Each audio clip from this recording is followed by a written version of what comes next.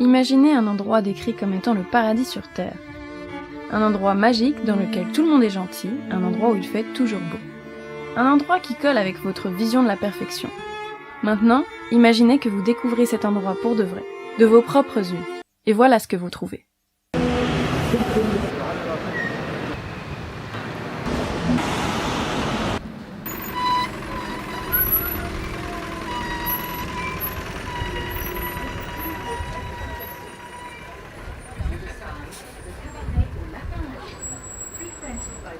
Cette expérience, des gens la vivent tous les ans et elle porte un nom, le syndrome de Paris.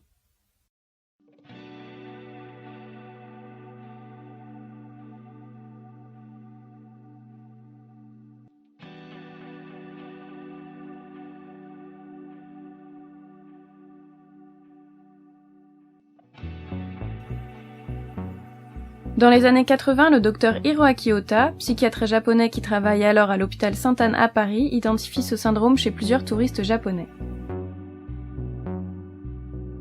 Les touristes concernés ressentent un décalage tellement fort entre leurs attentes et la réalité qu'ils montrent des signes dépressifs, de l'anxiété, une perte de leur estime de soi, ainsi qu'un sentiment de déréalisation et d'étrangeté. Ils deviennent parano et se sentent observés, voire même persécutés par les Parisiens. Mais en fait, c'est normal, parce qu'à l'étranger, et plus particulièrement au Japon, on entretient une image fantasmée de Paris qui se base sur les films de Godard ou sur ceux de Jean-Pierre Jeunet. Non, pas celui-là. Celui-là, voilà. Pour eux, la réalité de Paris n'a rien à voir avec ce qu'ils imaginaient. Les Parisiens sont mal polis, il fait moche, la ville est bruyante, tout est cher, les métros sont en retard, il faut aller jusqu'en Bretagne si on veut manger une vraie crêpe, les rues pavées sont un mythe et il pleut tout le temps. Putain. Mais dis donc, Jamy, c'est si horrible que ça, Paris ?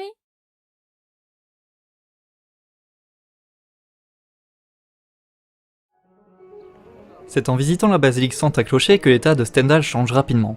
Il raconte. J'étais déjà dans une sorte d'extase par l'idée d'être à Florence et le voisinage des grands hommes. J'étais arrivé à ce point d'émotion où se rencontrent les sensations célestes données par les beaux-arts et les sentiments passionnés. En sortant de Santa Croce, j'avais un battement de cœur. La vie était épuisée chez moi. Je marchais avec la crainte de tomber. Ce syndrome est également appelé syndrome de Florence puisque cette ville favoriserait ce mal. La beauté de la ville, ses 50 musées et ses œuvres d'art parmi les plus belles de l'histoire font qu'une dizaine de personnes souffrent chaque année de ce syndrome. Les symptômes sont variés mais bien définis. Crise d'angoisse, crise d'anxiété, tachycardie, perte de connaissance, perte de l'orientation ou encore perte d'identité. Baigner dans la beauté générale de la ville, admirer les œuvres d'art les plus belles et les plus reconnues, côtoyer à travers ces œuvres les grands artistes de l'histoire, tout ceci serait les causes de ce mal. Graziella Magellini, psychiatre de l'hôpital Santa Maria Nuova de Florence, a étudié ce syndrome pendant 20 ans. Elle remarque que les victimes sont majoritairement des femmes de 26 à 40 ans d'origine européenne. Il semblerait donc que des personnes ayant une culture trop différente de la culture italienne, comme les Asiatiques ou les Américains, ne soient pas touchées par le syndrome. Les Italiens sont également immunisés, puisqu'ils baignent dans l'art et la culture italienne depuis toujours. Toutefois, ne soyez pas effrayés à l'idée de visiter la belle Florence, les effets du syndrome de Stendhal disparaissent lorsque l'on quitte la ville.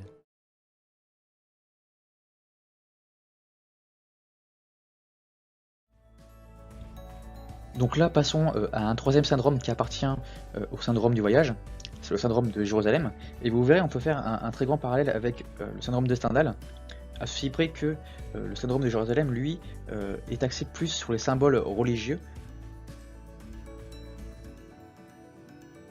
Donc on a tous déjà entendu au moins parler d'une fois de la ville de Jérusalem. D'ailleurs c'est la ville qu'on voit sur la diapo en arrière-plan. Et cette ville en fait a la particularité d'être une ville sainte pour trois religions, le christianisme, le judaïsme et l'islam. Alors concrètement, comment se présente le syndrome de Jérusalem? Alors en fait c'est typiquement des pèlerins qui rêvent depuis des années de visiter la Terre Sainte pour leur religion. Sauf que là, la réalité est bien différente. En effet, Jérusalem présente beaucoup plus de richesses d'archéologie de l'Empire turc et de l'Empire byzantin, et par contre a très peu de sanctuaires chrétiens, par exemple.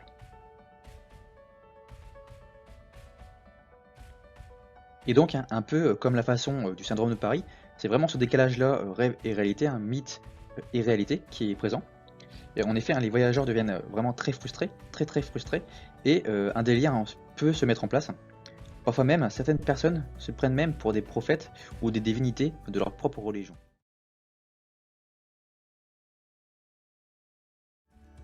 Bien, maintenant reprenons notre syndrome du voyage, avec le dernier syndrome qui y appartient, c'est le syndrome de l'Inde. Et ce syndrome, lui, apparaît chez des touristes occidentaux en voyage, bien évidemment, en Inde. Et alors, du coup, en arrivant en Inde, les personnes n'ont alors plus de repères, hein, avec les énormes foules, les différentes odeurs, la pauvreté, la pollution, le rapport à la mort hein, qui est différent de chez nous, la chaleur, l'humidité. Et ce syndrome de l'Inde, hein, c'est vraiment cet énorme décalage de culture, encore plus puissant que celui du syndrome de Paris. Et du coup, en arrivant en Inde, hein, les voyageurs sont vraiment confrontés à une énorme collision entre deux mondes. Et ces personnes hein, qui en sont victimes n'ont alors qu'une seule envie, c'est celle de fuir, de fuir, de fuir. Ils veulent vraiment fuir cette réalité.